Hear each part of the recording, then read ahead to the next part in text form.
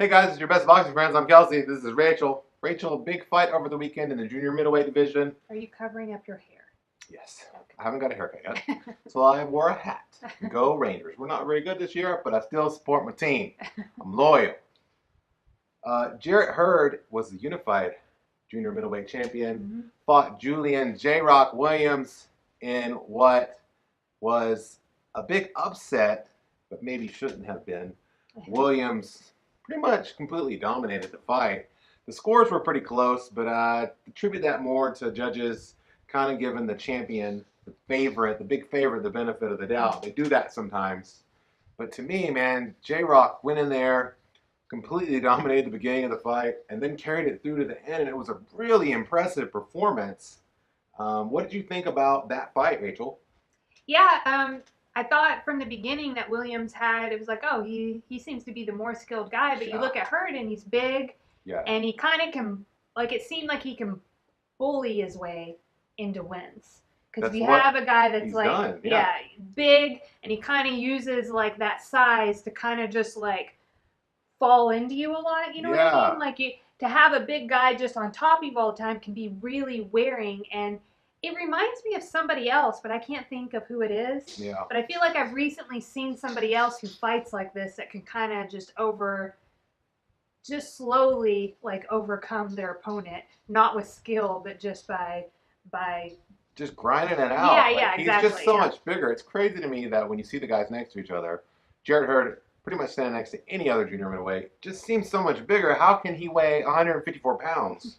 I know on fight night he doesn't, but I'm just saying, how does he make that weight limit? I thought the upset was a possibility. In fact, my gut told me, look, Hurd is not technically sound. He was given a lot of credit going into the fight for being a better boxer than he is, right? And I get that why we do that with people because they're undefeated.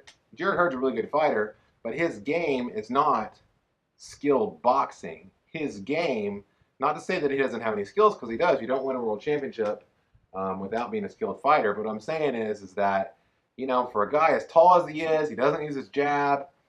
He's not a boxer. He's more like a volume punching brawler. And in that style, there's always going to be a guy that's a boxer that can come in there, make you miss, and hit you with hard punches. Yeah, and if he can withstand the, onslaught of your weight and blows that are coming his way, then he's going to win the fight, and that's what Williams did. Against Jarrett Hurd. It was a really good fight. I really enjoyed watching it, and I was really happy and proud for Julian Williams, especially when he was done with the fight. He was talking about what he has had to go through since his knockout loss to Jamal Charlo. That's the one that moved up to middleweight. And he was almost crying, talking about how Charlo said I didn't have a chin, and like how he had to overcome that. And I really felt for Julian Williams in that moment of hey, it seems like that really broke you.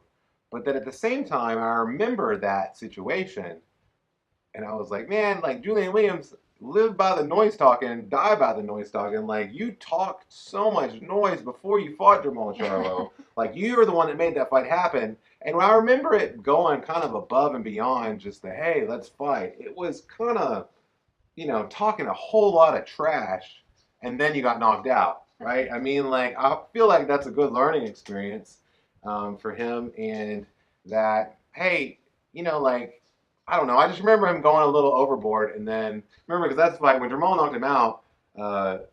Jamal wasn't done when he had knocked him out. Like, he was like really emotional about it. But I'm like, you.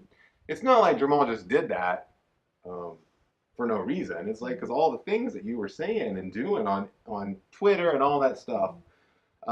Regardless, that was a long time ago. Julian Williams had to work his way back into title contention, and he did, and he looked really, really great.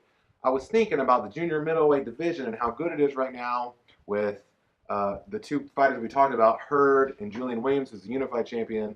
You've still got an old version of Arizona Lara out there, who's still a really good fighter. You got Jermell Charlo, former title holder, and you have Tony Harrison, who currently has the WBC belt. Those are really good fighters. I'd love to see all of them fight each other.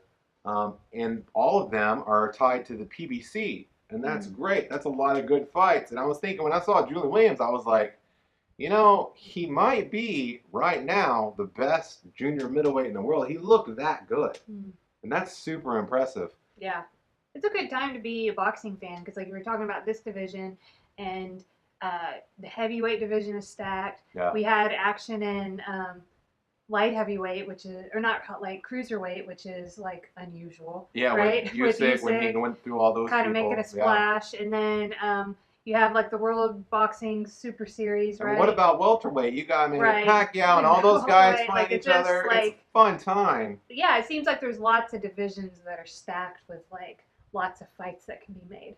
You know what? And then you have people doing like strange things like Canelo and Errol Spence one fight, you know? Yeah, that's nuts.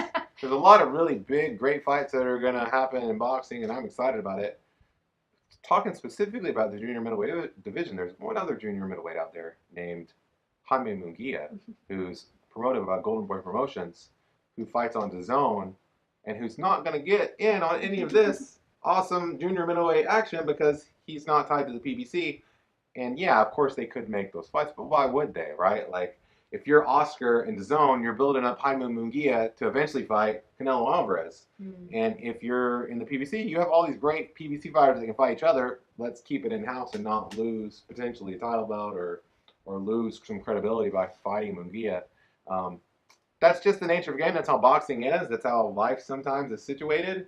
The good news is that through all of this, you have two best boxing friends. I'm Kelsey, and this is Rachel. And we're your best boxing friends. We appreciate you watching the show. We appreciate you liking, commenting, and subscribing. And we appreciate you giving us virtual hugs.